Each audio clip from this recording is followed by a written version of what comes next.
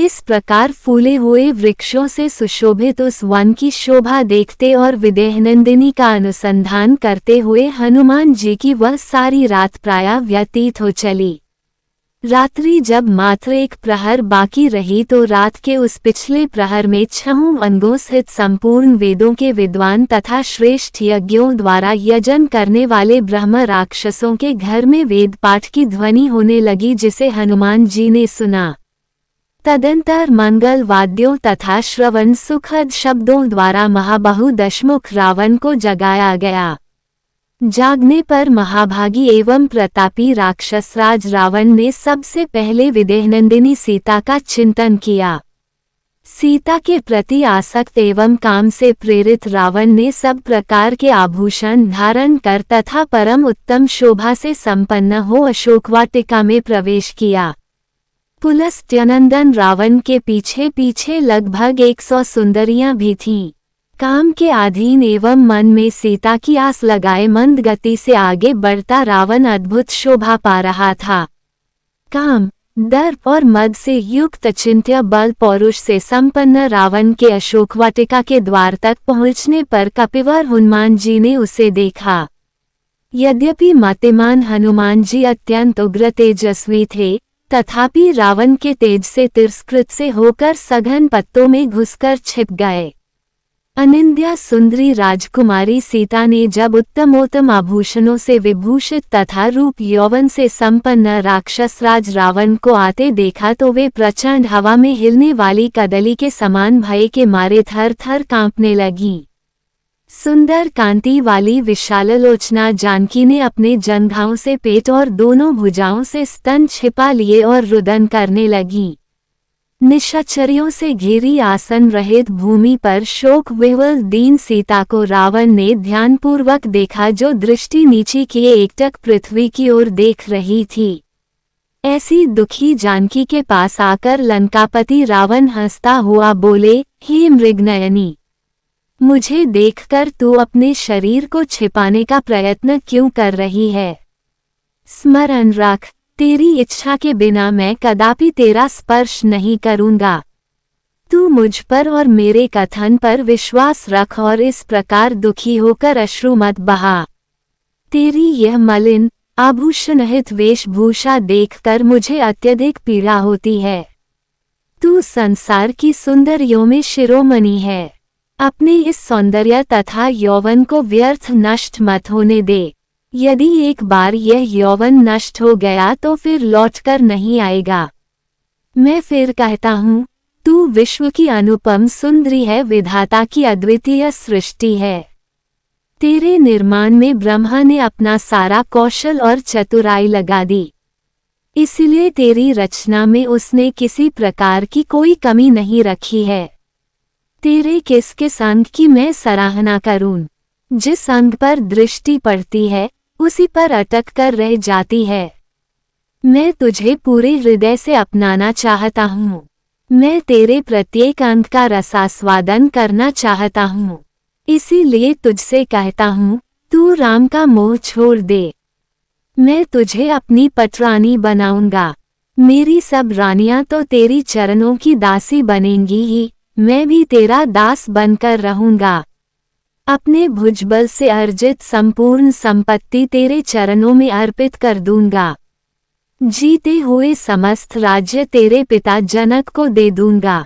तू वास्तव में इतनी सुंदर है कि तुझे देखकर तो तुझे बनाने वाला स्वयं विधाता कामवश हो जाएगा। मेरी तो बात ही क्या है, इसलिए तू मेरी बात स्वीकार कर ले। राम से भयभीत होने की आवश्यकता कोई नहीं है। संसार में कोई भी मुझसे लोहा नहीं ले सकता। चल, उठकर खड़ी हो जा और सुंदर वस्त्राभूषण धारण करके मेरे साथ रमन कर। हे कल्याणी, चल कर तू मेरे ऐश्वर्य को देख और उस कंगाल वनवासी को भूल जा। तू ही सोच, राम के पास न राज्य है, न धन है, न कोई दास है, न सेना है और न कोई साधन है।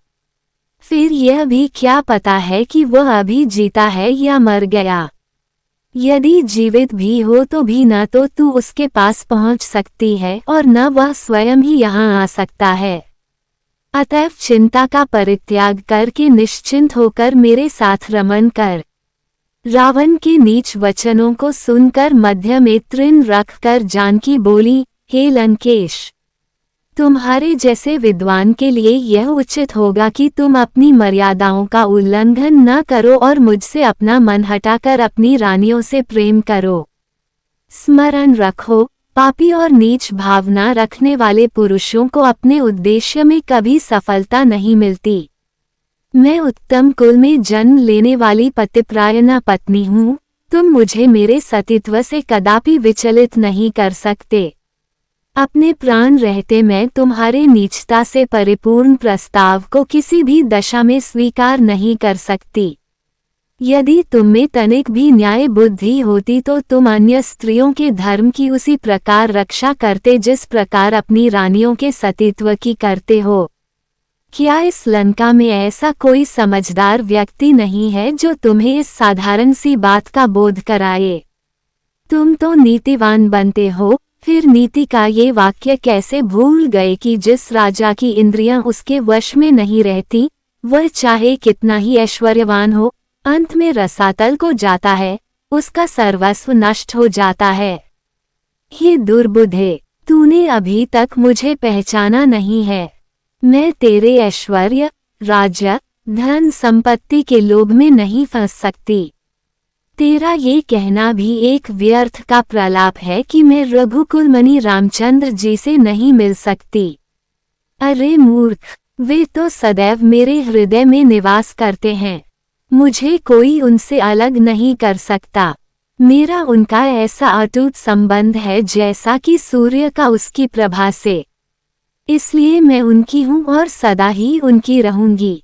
यदि तू सोच समझ कर यह मान ले कि तूने मेरा अपहरण करके एक भयंकर अपराध किया है और इसलिए मुझे लौटाते हुए तुझे भय लगता है, तो मैं तुझे अभयदान देते हुए वचन देती हूँ कि तू मुझे उनके पास पहुँचा दे, मैं तुझे उनसे क्षमा करा दूंगी।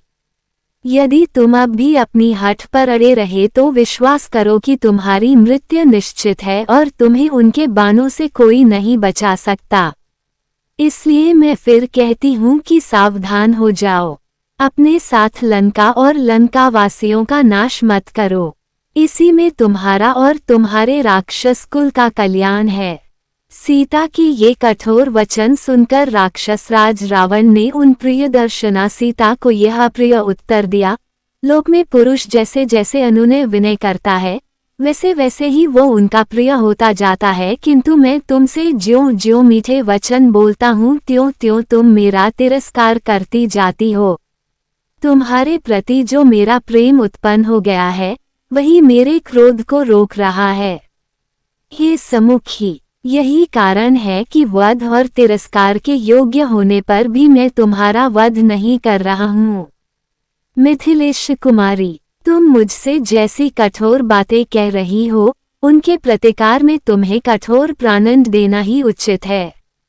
हे सुंदरी, मैंने तुम्हारे लिए जो अवधि नियुक्त की है उसके अनुसार मुझे 2 महीने और प्रतीक्षा करनी है।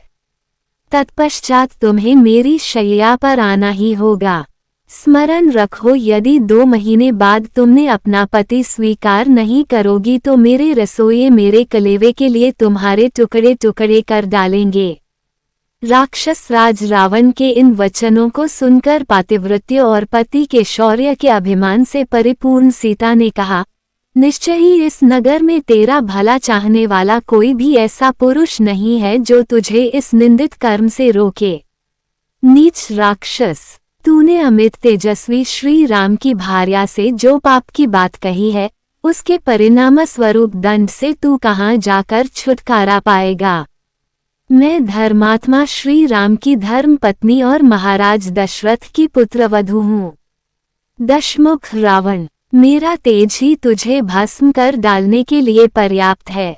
केवल श्री राम की आज्ञा न होने से और अपनी तपस्या को सुरक्षित रखने के विचार से मैं तुझे भस्म नहीं कर रही हूँ। निस्संदेह तेरे वध के लिए ही विधाता ने यह विधा रच दिया है। तू कितना वीर और पराक्रमी है इसका पता तो मुझे उसी दिन चल गया था जब तेरे पास इतनी विशाल सेना, बल और तेज होते हुए भी तू मुझे चोरों की भांति मेरे पति की अनुपस्थिति में चुरा लाया था। क्या इससे तेरी कायरता का पता नहीं चलता? सीता के मुख से ऐसे अप्रत्याशित एवं अपमानजनक वचन सुनकर रावण का संपूर्ण शरीर क्रोध से थर थर कांपने लगा।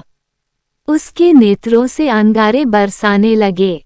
वह दहाड़ता हुआ बोला, अन्यायी और निर्धन मनुष्य का अनुसरण करने वाली नारी, जैसे सूर्यदेव अपने तेज से प्रातःकालिक संध्या के अंधकार को नष्ट कर देते हैं, उसी प्रकार मैं तेरा तत्काल विनाश किए देता हूँ।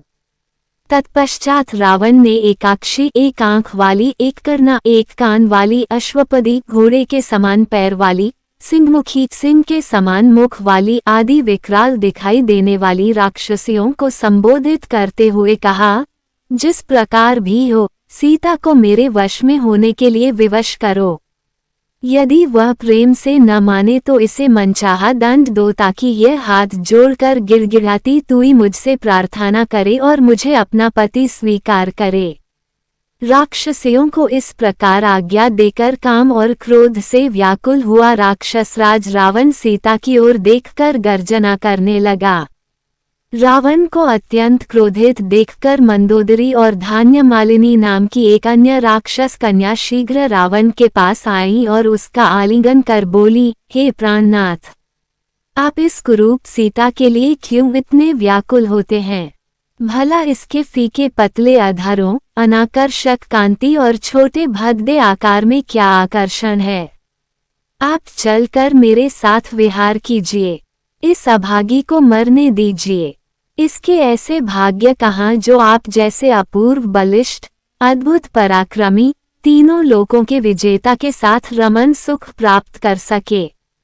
नाथ, जो स्त्री आपको नहीं चाहती, उसके पीछे उन्मत्त की भांति दौड़ने से क्या लाभ? इससे तो व्यर्थ ही मन को दुख होता है।